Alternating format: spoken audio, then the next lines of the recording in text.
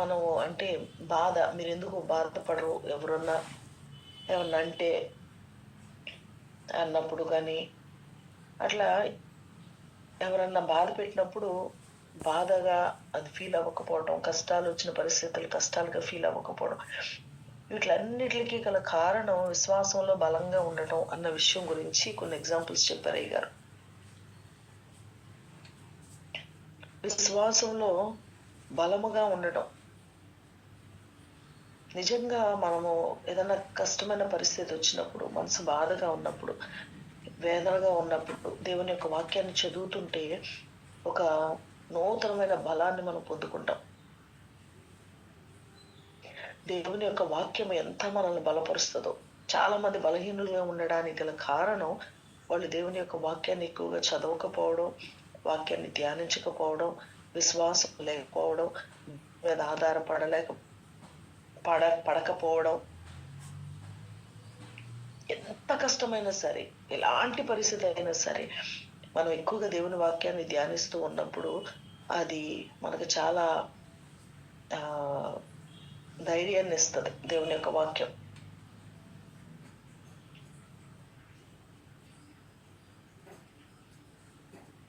అలాగే దేవుని యొక్క ప్రొటెక్షన్ కూడా మనకు ఉంటది. మన విశ్వాసంతో ఉన్నప్పుడు దేవుడు మనల్ని అలాగే ప్రొటెక్ట్ చేస్తాడు. మన యొక్క విశ్వాసం యొక్క పరిమాణం మనం ధైర్యంగా ఉండడానికి, దేవుని కొరకు కనిపెట్టడానికి, అన్ని పరిస్థితుల్లో కూడా మన యొక్క విశ్వాసం. ఒక మిషనరీ స్టోరీ చెప్తారు కదా, ఆ స్టోరీలో ఆ మిషనరీ మరి నాకు పేరు గుర్తులేదు, కానీ అలాగా వెళ్తా ఉన్నప్పుడు మరి ఆయన ఒక ఊరు నుంచి ఇంకో ఊరు వెళ్తా ఉన్నప్పుడు ఒంటరిగా దొంగలు అనుకుంటారు అతన్ని చంపేసేసి తన దగ్గర ఉందంతా మనం తీసుకుందామని. కానీ దేవుని యొక్క అతను దేవుని మీద ఆధారపడి వెళ్తూ ఉన్నప్పుడు, తను అడవిలో పడి వెళ్తా ఉన్నప్పుడు దొంగలు నిజంగానే అతన్ని చంపేద్దామని చెప్పి సమీపించినప్పుడు ఆయన చుట్టూరు దూతలు సైన్యంలాగా తిరుగుతున్నట్లుగా కనబడ్డారు. వాళ్ళు దగ్గరికి వెళ్ళలేకపోయారు, ఆయన్ని హాని చేయలేకపోయారు. ఆయనతో పాటు మరి అంతమంది 46 మందో 47 మందో ఉన్నట్లుగా కనబడుతుంది అని చెప్పి వాళ్ళు ముందుకు వెళ్ళలేకపోయారు. వాళ్ళు పైగా భయపడిపోయి, అమ్మో ఆయన ఒక్కడే కాదు అంత సైన్యం ఉంది ఆయన వెనకాల, మనల్ని వాళ్ళు చూశారంటే అని చెప్పి వాళ్ళు పారిపోయిన పరిస్థితి మనం వింటాం. నిజంగా ఎంత ఒక్కడే ఉన్నా కూడా ఎంత నిశ్చింతగా ధైర్యముగా దేవుని పని చేసుకుంటూ ముందుకు వెళ్ళిపోయాడు ఆయన. భయపడాల్సిన పరిస్థితులు, అమ్మో అడవిలో రాత్రిపూట లేకపోతే ఒక్కడే అని ఆయన అనుకోలేదు. కానీ మనము కూడా ఒక్కళ్ళమే అని మనం ఎప్పుడు అనుకోకూడదు. నాకెవరూ లేరు అని మనం అనుకోకూడదు. లేకపోతే అలాంటి చాలా మందికి నిరుత్సాహము, చాలా బాధ, ఒంటరి వారిగా ఫీల్ అవుతూ ఎవ్వరూ లేరు నాకు. మనం అలాగ దేవుని దగ్గర కూర్చొని, దేవుని సన్నిధిలో కూర్చొని ప్రార్థన చేసుకుంటుంటే we'll never feel we'll are alone. మనం ఒంటరి అనే ఫీలింగ్ ఎప్పుడు మనకి రాదు. ఏ పరిస్థితిలో కూడా నేను ఒక్కడినే అనే పరిస్థితి ఉండదు. ఇంకా దేవునితో సంబంధం కలిగిన వారికి ఆ ఒంటరిగా దొరికే సమయం దొరికితే ఫ్రీగా దేవునితో మాట్లాడుకోవచ్చు అన్న సమయం కొరకు ఎదురు చూస్తారు. ఎప్పుడు మనుషులు ఎలా కొంచెం సేపు టైం దొరికితే బాగుండు, ఎవ్వరు లేకుండా అలాగ మనసారా ప్రార్థన చేసుకోవచ్చు, లేకపోతే అలాగ దేవుని సన్నిధిలో గడపవచ్చు అనిపిస్తుంది. ఆ ఒంటరి వారి కోసం, ఒంటరి సమయం కొరకు మనము వెతుకుతాం. కాబట్టి నిత్యము ఏ డిసప్పాయింట్మెంట్ మనకుంటున్నా, ఎలాగ నిరుత్సాహపడుతున్నా, ఎలాంటి పరిస్థితుల్లో మనం ఉన్నా, దేవుని వాక్యమే మనకి చాలా గొప్ప బలాన్ని ఇస్తుంది. మన విశ్వాసాన్ని బలపరిచేది వాక్యమే. ఆ వాక్యాన్ని మనము నెగ్లెక్ట్ చేసి, ఆ వాక్యాన్ని మనము చదవకుండా ఉంటే మనము అన్ని విధాలుగా కూడా పిరికితనంగా ఉంటాము, భయపడతా ఉంటాము, అన్నిటికీ తొందరపడిపోతా ఉంటాము, విశ్వాసం ఉండదు. ఇట్లాంటివన్నీ బలహీనమైన ప్రతి పరిస్థితికి గల కారణం దేవుని యొక్క వాక్యము చేత మనము ధైర్యము తెచ్చుకోలేకపోవడమే కారణం. వాక్యం చదివితే మన ఆలోచన విధానం వేరుగా ఉంటుంది.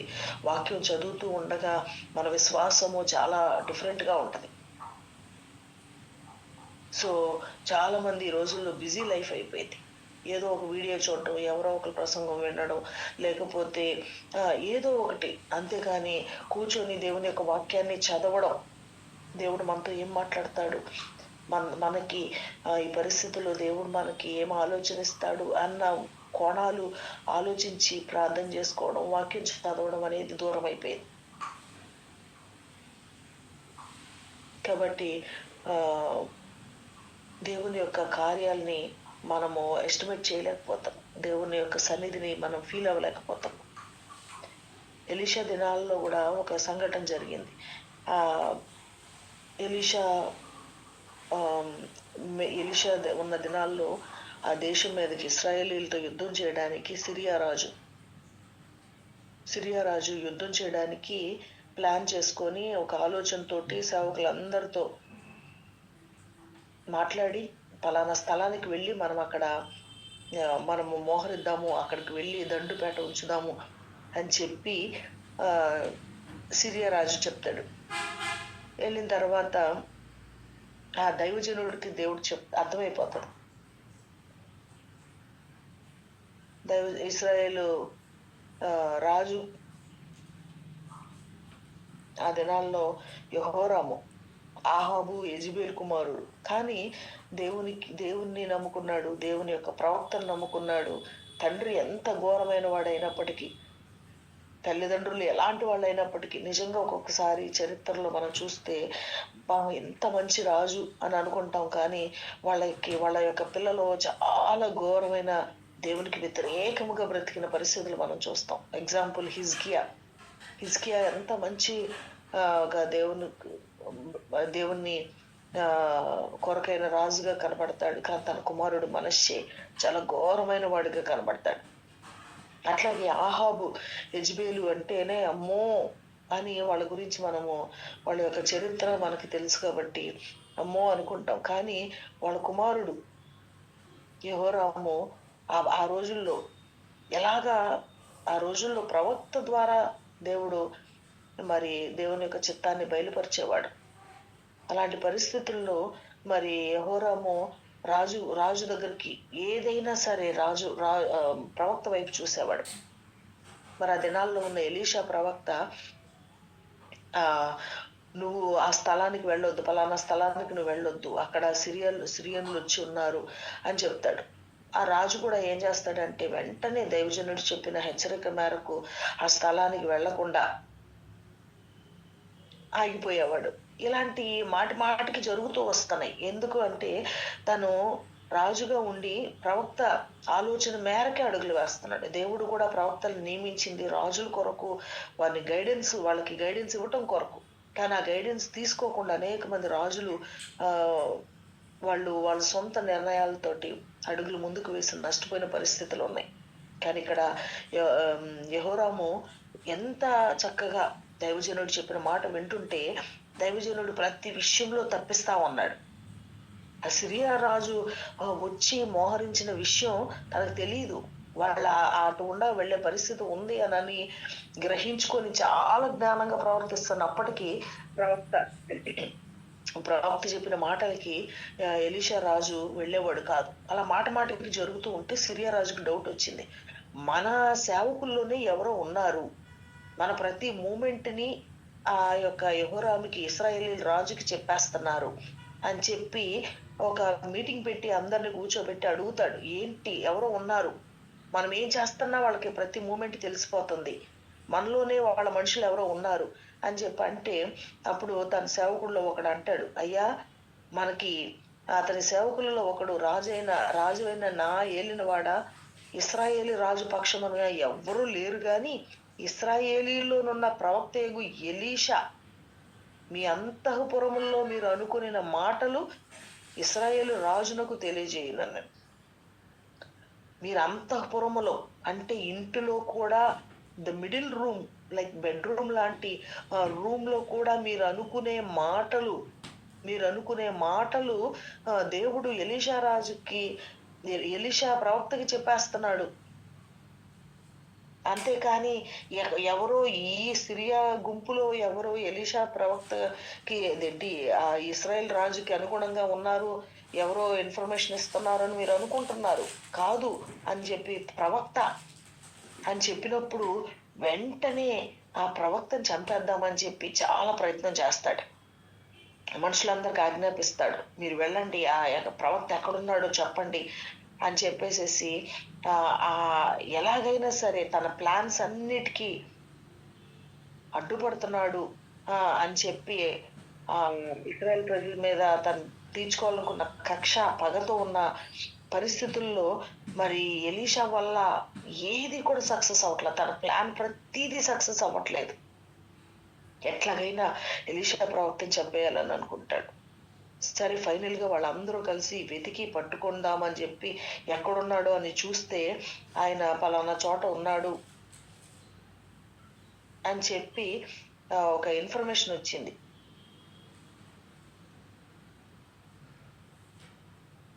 ఆయన ఆ ఇన్ఫర్మేషన్ రాగానే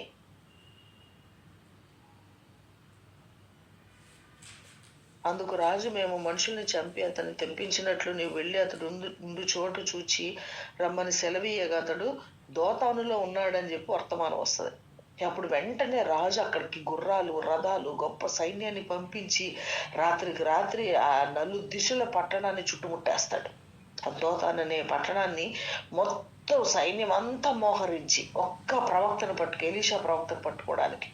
అలాంటి పరిస్థితి ఆ రాజుకి. ఇప్పుడు అరే ఒక చోట ఇశ్రాయేల్ రాజు ఇది ఒక చోట మరి ఇశ్రాయేల్ రాజు సైన్యాన్ని పట్టుకోవటానికి మోహరించిన ప్లేసే ప్రవక్తకి తెలిసిపోయింది. అలా ప్రతిదీ తెలిసిపోతుంది.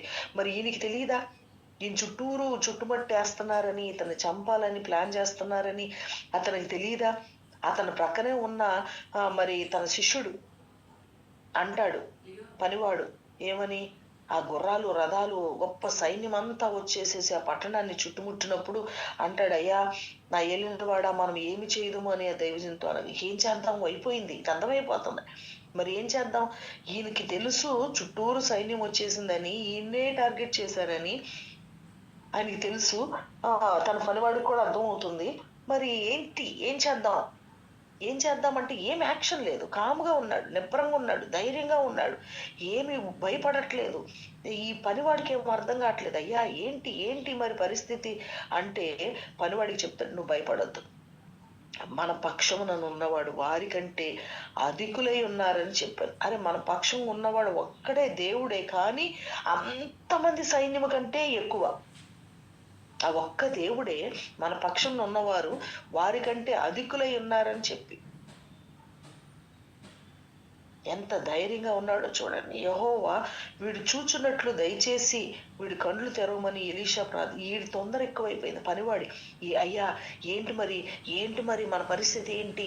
ఇలా వచ్చారు కదా, ఈ ఇన్ఫర్మేషన్ మనకు వస్తుంది కదా, మన పరిస్థితి ఏంటి అని అంటే అక్కడ దైవజనుడికి కనబడుతున్న సీన్ వేరు.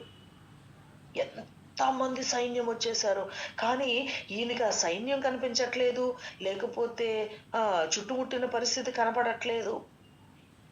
తనకి ఏం కనబడుతుందో అప్పుడు దైవజనుడు ప్రార్థన చేస్తాడు, దేవా వీడి కళ్ళు కూడా వీడు కూడా నేను ఎలాంటి సైన్యాన్ని చూస్తున్నానో వీడు కూడా అలా చూసేలాగా అని చెప్పి ప్రార్థన చేసినప్పుడు యెహోవా పనివాడి కళ్ళు తెరుస్తాడు. అరే వాడి కళ్ళు లేవా, వాడి గుడ్డోడా, వాడి కళ్ళు మూసిపోయినాయా అంటే వాడి కళ్ళు ఉన్నాయి, కానీ చూడలేకపోతున్నారు. యేసుప్రభు కూడా వీడి కళ్ళుండి వాళ్ళు చూడలేరు, చెవులుండి వాళ్ళు వినట్లేదు అన్నట్లుగా మనము దేవునిలోనే ఉంటున్నాము, కానీ ఆ ధైర్యం మనకు ఉండట్లా. ఇక్కడ ఎప్పుడైతే దైవజనుడు ఆ పనివాడి కొరకు ప్రార్థన చేస్తాడో, ఆ ప్రార్థన చేసినప్పుడు ఆ పనివాడి కళ్ళు తెరవబడతాయి. అప్పుడు ఎలీషా చుట్టూరు పర్వతము, అగ్నిపర్వతం, ఎలీషా చుట్టూరు అసలు విషయమేమో అక్కడ గొప్ప రథాలు, గుర్రాలు, రథాలు, సైన్యము మోహరించి నలుదిశల పట్టణాన్ని చుట్టుముడితే, ఇక్కడ పనివాడి కళ్ళు తెరిచినప్పుడు ఎలీషా చుట్టూ పర్వతం అగ్ని, గుర్రముల చేత, రథముల చేత నిండి ఉండటం కనబడుతుంది. ఒక ప్రొటెక్షన్ కనబడుతుంది. అగ్ని రథముల చేత, అగ్ని అగ్ని గుర్రముల చేత, రథముల చేత నిండి ఉండటం కనబడుతుంది. అంటే ఈయనకు ఒక ప్రొటెక్షన్ కనబడుతుంది. ఆ దండువారు అతన్ని సమీపించినప్పుడు ఎలీషా ఈ జనుల అంధత్వంతో మొత్తం అని యెహోవాని వేడుకొనగా ఆయన ఎలీషా చేసిన ప్రార్థన చొప్పున వారి అంధత్వంతో వద్దారు. ఇంకా వాళ్ళు సమీపించేసినప్పుడు ఎలీషా ఏమని ప్రార్థన చేశాడంటే, సైన్యం అంతా కూడా అంధత్వంతో మొత్తపడాలి అని. అందరు వీడి కళ్ళు తెరిచి దేవుడు వీళ్ళ చుట్టూరు ఎలాగ గుర్రాలు, అగ్ని రథాలు పెట్టి పర్వతం చుట్టూరు ఎలాంటి ప్రొటెక్షన్ ఇచ్చాడో అది కనబడింది. అప్పుడు నిజంగా చూడండి, మనకి దేవుడు మనల్ని, నేను కాపాడువాడు కునుకడు నిద్రపోడు. అరే దేవుడు కాపాడే దేవుడు, మనం ఎందుకు భయపడుతున్నాం? కొంతమందికి ఎంత బలహీనమైన మనసు అంటే, ఎంత భయం అంటే, ఒకసారి మన ట్రైనింగ్ స్టూడెంట్స్ లో ఒక ఆయన ఉన్నాడు. ఆయన పడుకొని ఉన్నాడంట. ఆయనకి ఏంటంటే భయం భయం భయం భయం. ఏంటి ఆయన భయం అంటే, నన్ను నా మీద ఎవరో కుట్ర చేస్తున్నారేమో, నన్ను చంపడానికి ప్రయత్నం, అదొకలాంటి భయము. ఎక్కడికి వెళ్ళినా భయము, వాళ్ళకి నిద్ర పట్టదు, ఎప్పుడు చూసినా భయము. నిజంగా ఎలాంటి బలహీనమైన పరిస్థితి వాళ్ళకి ఉంటదంటే భయము భయము భయము. సరే, దోమతారు కట్టుకొని ఎప్పుడు ఇద్దరు కుర్రాళ్ళు కలిసి పడుకుంటారు. పడుకున్నప్పుడు ఇంకొక సేవకుడు వచ్చి, సరే దోమలు కుడుతున్నాయి కదా, ఈ దీనిలో పడుకుందాం అని చెప్పి నెమ్మదిగా కుర్రోళ్ళ పక్కన, మనోళ్లే కదా, బైబిల్ స్టూడెంట్సే కదా, పడుకుందాం అని చెప్పి ఒక సేవకుడు దానిలో ఆ దోమతారు తీసి దానిలో దూరి పడుకుందాం అని చెప్పి లోపలికి వెళ్ళాడు.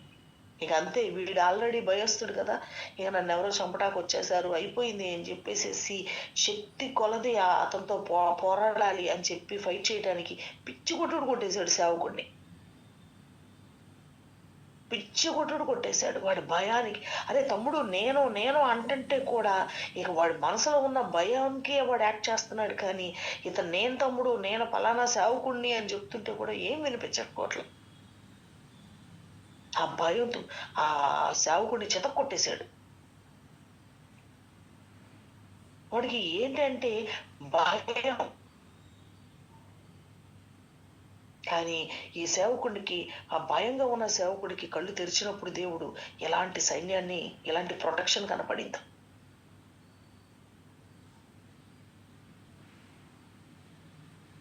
ఎప్పుడైతే ఆ సైన్యాన్ని గురుడితనముతో, అంధత్వంతో మొత్తం అని దేవుణ్ణి వేడుకున్నాడో, ఆ ఎలీషా చేసిన ప్రార్థన చొప్పున అందరికీ బ్లైండ్ అయిపోయారు.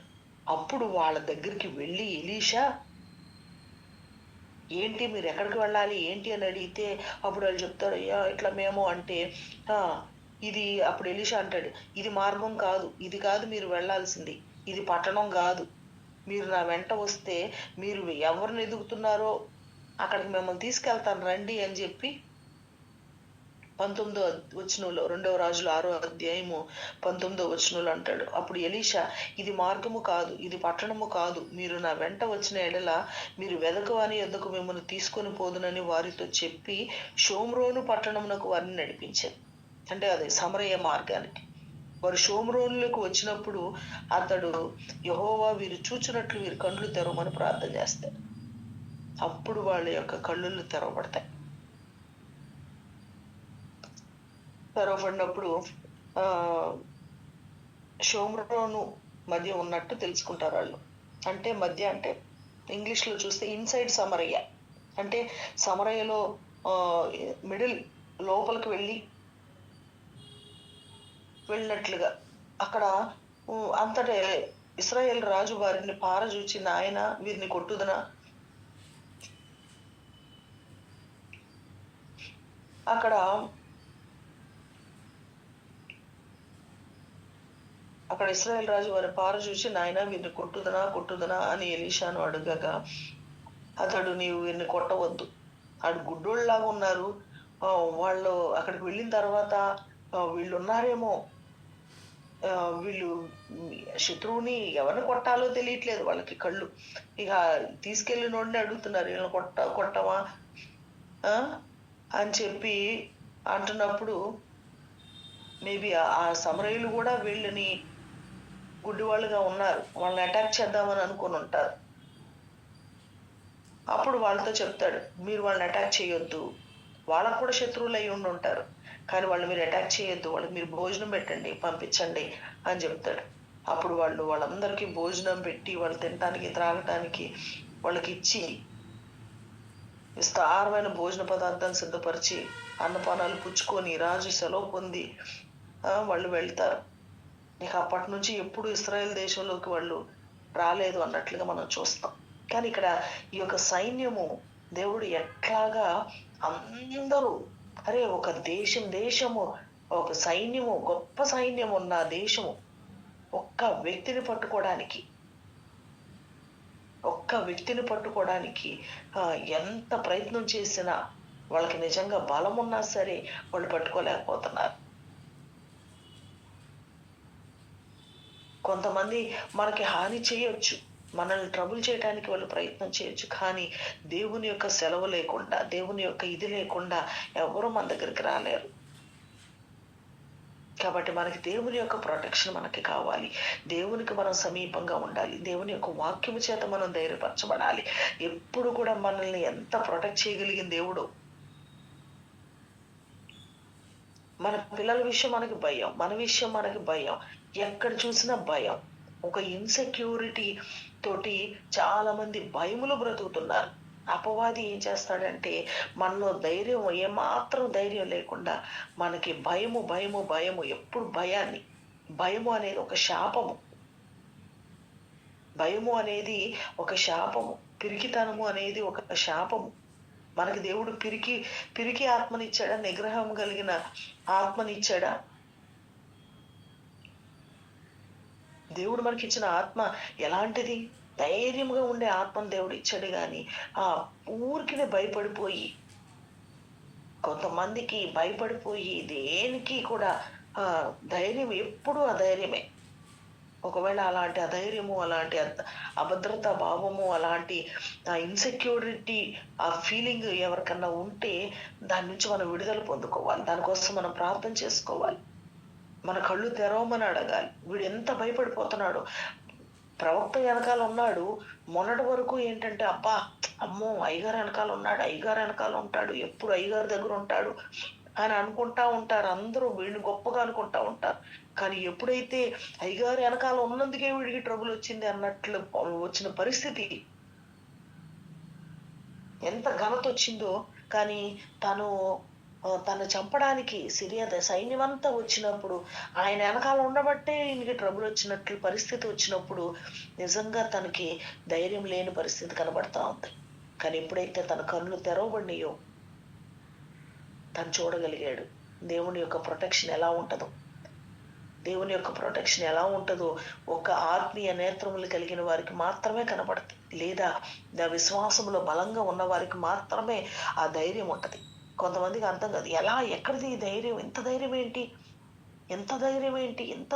ఏంటి. అవును, దేవుని కలిగిన మనము ధైర్యంగా ఉండాలి. మన ధైర్యాన్ని బట్టి అనేకులు దేవుని తెలుసుకోగలిగేలాగా ఉండాలి.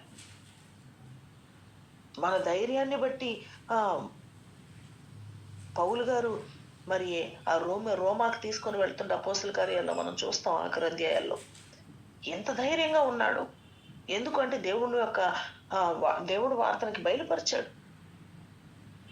ఆ ప్రయాణం చాలా ఘోరంగా ఉంది, కానీ అందరూ భయపడిపోతున్నారు, ఇంక అయిపోయాం, మనం చనిపోతాము, ఈ ప్రయాణంలో మనం చేరుకోవాల్సిన గమ్యానికి మనం చేరలేమని అనుకుంటున్నారు. కానీ ప్రభు మాట్లాడారు పౌలుతోటి, నీవు నీతో ఉన్న వారందరూ కూడా క్షేమంగా ఉంటారు అని చెప్పి అదే మాట చెప్తాడు. ఎంత ధైర్యం! ఇదేంటి, ఎలా చెప్పగలరు? ఎవరు చెప్పగలరు? ఇంత వాతావరణం, ఇంత భయంకరమైన పరిస్థితి ఉన్నప్పుడు ఎవరు ఒక్కళ్ళు కూడా ఏం అవ్వదు అని చెప్తుంటే నిజంగా అంత భయములో ఆ మాట ఎంత ధైర్యాన్ని ఇస్తుందో, ఎంత ఆ అది ఎంత ఎనర్జీని ఇస్తుందో చెప్పలేం. అలాగ ధైర్యం కొన్ని పరిస్థితుల్లో నేను కొంతమందితో మాట్లాడినప్పుడు ఆ ధైర్యాన్ని నేను మరి ఇవ్వగలిగినప్పుడు వాళ్ళు తర్వాత రియలైజ్ అవుతారు, నిజంగా నువ్వు ఆ రోజున అట్లా అన్నావు అంటే నేను నమ్మలేకపోయాను అని చెప్పి ఎంత మన మీద నమ్మకము, మన మీద విశ్వాసము, మన మాట అది మనల్ని బట్టి దేవుని మీద విశ్వాసం వాళ్ళకి పెరుగుతుంది. కాబట్టి మనం ఎక్కడున్నామో ఒక ధైర్యపరిచే వ్యక్తిగా, పిరికివారిగా వద్దు. పిరికివారిగా మనం ఉంటే మనము 10 మందిని భయపెట్టేస్తాం. అసలు నిజంగా పిరికి వాళ్ళ వల్ల మొన్న ఈ మధ్య ఒక్క సంఘటన జరిగింది. ఒక సంఘటనలో చాలా ధైర్యం చేసి నేను ఒక పని చేశాను. పని చేసినప్పుడు మంచిగా జరుగుతుంది లేని ధైర్యంతో దేవుడి మీద భారం వేసి వదిలేశాను. కానీ తర్వాత 10 మంది 10 మాటలు చెప్తున్నారు. అప్పుడు నేను అనుకున్నాను, ఆ 10 మంది పిరికి వాళ్ళ మాటలు ఎలా ఉన్నాయంటే నన్నే పిరికిదాన్ని చేసినట్లుగా అయిపోయింది. ఆ పిరికి వాళ్ళ మాటలు, భయస్తుని యొక్క మాటలు, కొన్ని మాటలు విన్నప్పుడు అమ్మో అమ్మో అనేటప్పటికి ఏమో ఒకవేళ అంత మొండిగా ధైర్యంగా ఉంటున్నానేమో లేకపోతే అని చెప్పి కొంచెము అధైర్యపడినప్పుడు, ఆ ధైర్యపడి నేను ఒక్క మాట మాట్లాడిన మాట అక్కడ అల్లకల్లోలం అయిపోయింది. పిరికి వాళ్ళ మాటలు మనం విన్నా, పిరికి వాళ్ళ మధ్య మనం ఉన్నా, లేకపోతే మనం పిరికి వాళ్ళం అయితే అక్కడ సిచ్యువేషన్స్ అంతా భయంకరమైపోతాయి, బలహీనమైన పరిస్థితులు. కానీ మనం ఒక్కళ్ళము ధైర్యంగా ఉంటే మనము ఆ యొక్క దేవుని యొక్క అగ్ని రథాలు, అగ్ని పర్వతము చుట్టూరు ఉన్నట్లుగా, అగ్ని గుర్రాలు ఉన్నట్లుగా, మామూలు గుర్రాలు వేసుకొని వచ్చాడండి రాజు, సిరియా రాజు. కానీ ఆ గుర్రాల్ని, ఆ రథాల్ని, ఆ సైన్యాన్ని ఎదుర్కోవడానికి దేవుడు అగ్ని రథాలని పెట్టాడు, అగ్ని రథాలని పెట్టాడు. అందుకనే ధైర్యంగా చెప్తున్నాడు. ఆ సైన్యం కనబడుతుంది ఎలీషాకి, ఈ సైన్యం కనబడుతుంది. అప్పుడు ఎంత ధైర్యమో చూడండి. మన పక్షమున ఉన్నవారు వారికంటే అధికులై ఉన్నారు. వీళ్ళిద్దరే ఉన్నారు, కానీ వీళ్ళ మీదకి వచ్చిన వాళ్ళు ఎంతమంది, ఎంతమంది ఎంతమంది. అందుకని 1000 మంది కీర్తనలో మనం చదువుతాం కదా, 91వ కీర్తనలో, నీ కుడి ప్రక్కన 1000 మంది పడినను అపాయము నీ యొద్దకు రాదు. ఎంత మంది వచ్చిన 1000 మంది పడినను, నీ కుడి ప్రక్కన 10,000 మంది కూలినను అపాయము నీ యొద్దకు రాదు. ఓ ప్రక్కన 1000 మంది, ఇంకో ప్రక్కన 10,000 మంది అయినా సరే అపాయం నీ యొద్దకు రాదు. ఎంత ధైర్యం అండి! ఎవరికి ఉంది ధైర్యం? ఎవరికి కాన్ఫిడెన్స్? ఎవరి కోసము? దేవుని ఎరిగిన నీ కోసం కాదా? దేవుని ఎరిగిన నీ కోసం కాదా ఈ ప్రొటెక్షన్? మొదటి వచనాన్ని మనం చూస్తే ఏమని ఉంటుంది? 91 మొదటి వచనం, మహోన్నతుని చాటును నివసించువాడే సర్వశక్తుల నీడను విశ్రమించువాడు.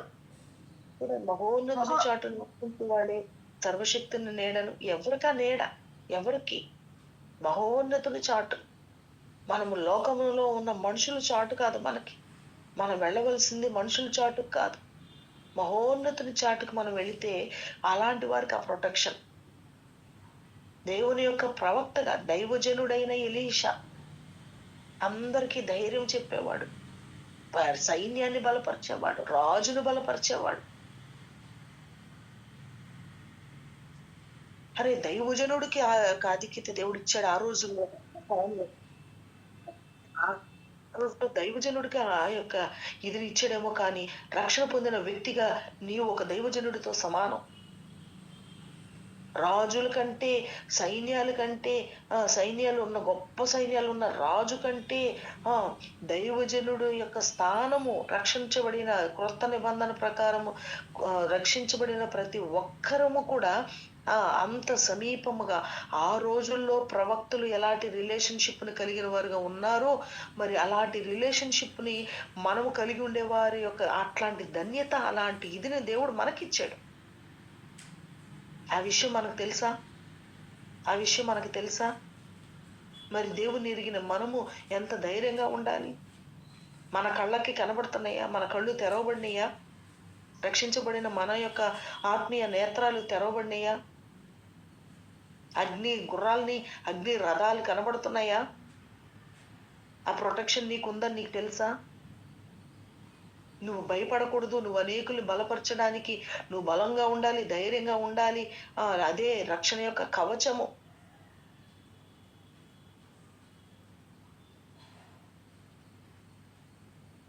ఆ సర్వాంగ కవచాన్ని మనం ధరించుకుంటే మనం దేనికి భయపడవలసిన అవసరం లేదు. ఎంతమంది ఉన్నారు, ఇటు ఒక పక్కన 1000 మంది, అటు 10,000 మంది. నువ్వు ఒక్కడవే. నీ మీదకు 1000 మంది వచ్చింది లేదు, 10,000 మంది వచ్చింది లేదు. నీ మీదకు మహా వస్తే 4, 5. దానికే నువ్వు తల్లడిల్లిపోతున్నావు. కాబట్టి దేవుని వాక్యాన్ని మనం చదువుదాము, దేవుని వాక్యాన్ని ధ్యానిద్దాము, దేవుని సన్నిధిలో రీతిలో ప్రార్థన చేద్దాము. బలముగైన దేవుని బలంగా దేవుని వైపు మనం చూడగలిగినప్పుడు, దేవుణ్ణే నమ్ముకున్నప్పుడు, దేవుని కొరకు కనిపెట్టగలిగినప్పుడు, దేవుని యొక్క సన్నిధిలో ఎలాంటి బలాన్ని మనకి, ఎలాంటి బలము, ఎలాంటి ధైర్యము, ఎలాంటి విశ్వాసము. అబ్బా, మనతో ఎంతమంది ఉంటే అంతమందిని బలపరచగలుగుతాం మనం. కాబట్టి మనం ఎక్కడ ఉన్నా సరే ఆ బలవంతుల్లో ఒకనిగా మనం ఉండాలి. కానీ మనం బలహీనులుగా ఉండి మనం అందరిని బలహీనపరిచే పరిస్థితుల్లో మనం ఉండకూడదు. అదే రక్షించబడిన వ్యక్తి యొక్క గొప్ప బలం. అలాంటి బలవంతునిగా నీవు ఉండాలని ప్రభు ఆశపడుతున్నాడు. నువ్వు ఒకవేళ ఎలాంటి పరిస్థితుల్లో నువ్వు ఉన్నావో, ఎలాంటి అధైర్యమైన పరిస్థితుల్లో ఉన్నావు, ఎలాంటి కలత చెందుతున్న పరిస్థితిలో ఉన్నామో, వాటిలన్నిటి నుంచి దేవుడు మనల్ని విడిపించి ఆయన నీకు తోడుగా ఉండి నిన్ను రక్షించి నిన్ను అనేకులకు బలమిచ్చేవాడిగా, నిన్ను అనేకులను ధైర్యపరిచేవాడిగా నిన్ను చేయడానికి ప్రభు ఆశపడుతున్నాడు. కాబట్టి మన కుటుంబాలను మనం ధైర్యపరచుకుందాం, మన పిల్లలను ధైర్యపరచుకుందాం, దేవుని వైపు చూద్దాం, విశ్వాసంలో ఎదుగుదాం. అలాంటి పరిస్థితులు మన జీవితంలో కూడా గొప్ప కార్యాలు మనం చూడగలుగుతాం. మన కళ్ళు కూడా దేవుడు తెరిచేలాగా ప్రార్థన చేసుకుందాం. చిన్న ప్రార్థన చేసుకుందామా? Recording stopped.